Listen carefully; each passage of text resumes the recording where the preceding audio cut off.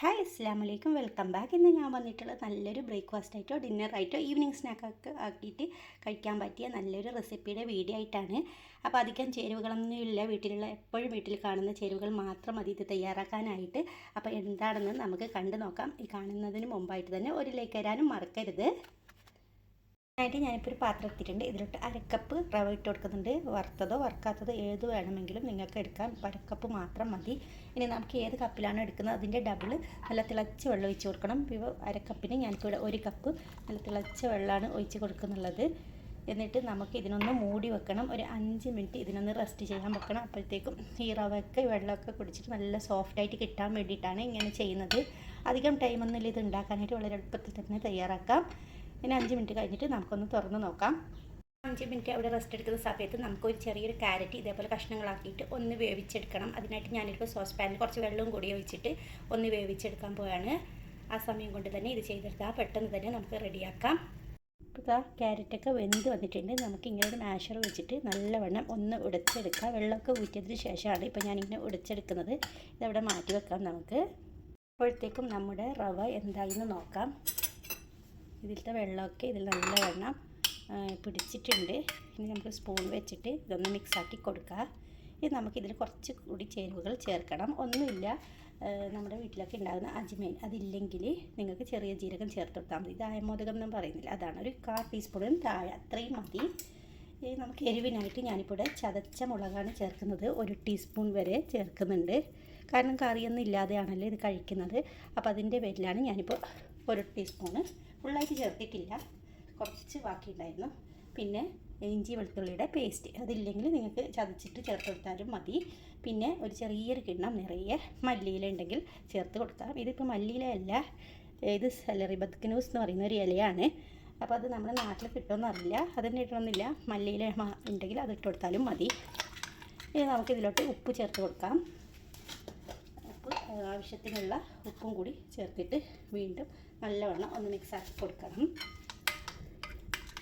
ഈ ഉപ്പെല്ലാത്ത ആയതിന് ശേഷം നമുക്ക് നേരത്തെ ഉടച്ച് വെച്ചിട്ടുള്ള ക്യാരറ്റ് ഉണ്ടല്ലോ അതിട്ട് കൊടുക്കാം. വളരെ പെട്ടെന്ന് തന്നെ നല്ല രുചികരവുമായിട്ടുള്ള ഹെൽത്തി ആയിട്ടുള്ള ഒരു ബ്രേക്ക്ഫാസ്റ്റ് ആയിട്ടോ ഡിന്നറായിട്ടോ ഈവനിങ് സ്നാക്സ് ആയിട്ടോ ഒക്കെ കഴിക്കാൻ പറ്റുന്ന നല്ലൊരു റെസിപ്പിയാണ്. അപ്പോൾ നിങ്ങൾ ആദ്യമായിട്ടാണ് കാണുന്നുണ്ടെങ്കിൽ റെസിപ്പി ഇഷ്ടമായാലും ഒന്ന് സബ്സ്ക്രൈബ് ചെയ്യണേ.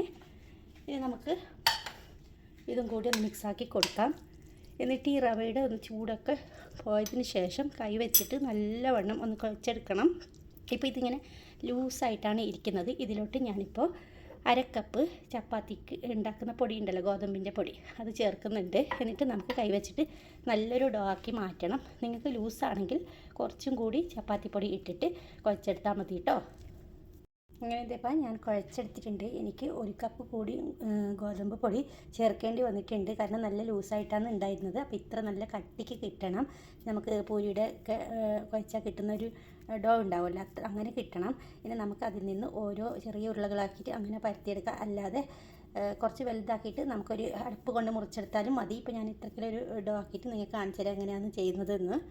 ഞാൻ ഇതിലോട്ട് കുറച്ച് ഓയിലാക്കി കൊടുത്തിട്ടുണ്ടായിരുന്നു. എന്നിട്ട് നമുക്കൊന്ന് പരത്തിയെടുക്കണം. അധികം തിന്നാവണ്ട, കുറച്ച് തിക്ക് വേണം. എന്നിട്ട് ഞാനിപ്പോൾ ഒരു ഷേപ്പിന് വേണ്ടിയിട്ട് ഇതുപോലത്തെ ഒരു പാത്രം കൊണ്ട് ഇതിനൊന്ന് ഷേപ്പാക്കി എടുക്കുകയാണ് ചെയ്യുന്നത്. നിങ്ങൾക്ക് വേണമെങ്കിൽ അങ്ങനെ തന്നെ നല്ല ഷേപ്പോടെ തന്നെ ഒന്ന് പരത്തിയെടുത്താലും മതി. ഇല്ലെങ്കിൽ നമ്മുടെ പത്തിരി പ്രസ് വെച്ചിട്ട് പരത്തിയെടുത്താലും പെട്ടെന്ന് തന്നെ റെഡിയാക്കാം. അപ്പോൾ ഞാൻ നിങ്ങൾക്ക് വീഡിയോക്ക് വേണ്ടിയിട്ട് ഇങ്ങനൊന്ന് ഷേപ്പാക്കിയിട്ട് കാണിക്കുകയാണ്, നല്ലൊരു പിക്ചറിന് വേണ്ടിയിട്ട്. കണ്ടല്ലോ. പിന്നെ നമുക്ക് ഇത്ര തടി വേണം. ബാക്കിയുള്ളതെല്ലാം കൂടി ഇങ്ങനെ ഒന്ന് ആക്കിയെടുക്കാം. ബാക്കി ഞാൻ കാണിക്കേണ്ട ആവശ്യമില്ലല്ലോ, നിങ്ങൾക്ക് അറിയാവുന്നതല്ലേ. ഇപ്പോൾ ഞാൻ വെളിച്ചെണ്ണ ചൂടാക്കാൻ വെച്ചിട്ടുണ്ടായിരുന്നു. നല്ലവണ്ണം ചൂടായതിന് ശേഷം നമുക്ക് തീ ഒന്ന് കുറച്ച് കൊടുത്തിട്ട് ഇത് ഓരോന്ന് ഇങ്ങനെ ഇട്ടിട്ട് നമുക്ക് നല്ലവണ്ണം ഒന്ന് പൊള്ളിച്ചെടുക്കണം. പൂരിയൊക്കെ ഉണ്ടാക്കുന്നത് പോലെ ഉണ്ടാക്കിയെടുത്താൽ മതി. കുറച്ച് കഴിയുമ്പോൾ തന്നെ അങ്ങനെ പൊങ്ങി വരും. ഇപ്പോൾ സ്പൂൺ ഇടേണ്ട ആവശ്യമൊന്നുമില്ല. അതൊക്കെ കണ്ടല്ലോ, നല്ല രീതിയിൽ പൊങ്ങി വന്നിട്ടുണ്ട്. ഇനി നമുക്കിതൊന്ന് തിരിച്ചിട്ട് വെക്കാം. 2 സൈഡും നല്ലൊരു ലൈറ്റ് ഗോൾഡൻ കളറാവുന്നത് വരെ ഒന്ന് വറുക്കാം. എന്നിട്ട് നമുക്ക് എണ്ണയിൽ നിന്ന് കോരി മാറ്റാം. അങ്ങനെ ഞാനെല്ലാം ഫ്രൈ ആക്കി വന്നിട്ടുണ്ട്. നല്ല സോഫ്റ്റാണ്, നല്ല ടേസ്റ്റാണ് ഇത് കഴിക്കാനായിട്ട്. തീർച്ചയായും നിങ്ങൾ എല്ലാവരും ഇതൊന്ന് ട്രൈ ചെയ്ത് നോക്കണം. വീഡിയോ ഇഷ്ടമായാലും ലൈക്ക് തരാനും അതുപോലെ അപ്പുറത്തുള്ളവർക്ക് ഒന്ന് ഷെയർ ചെയ്ത് കൊടുക്കണേ.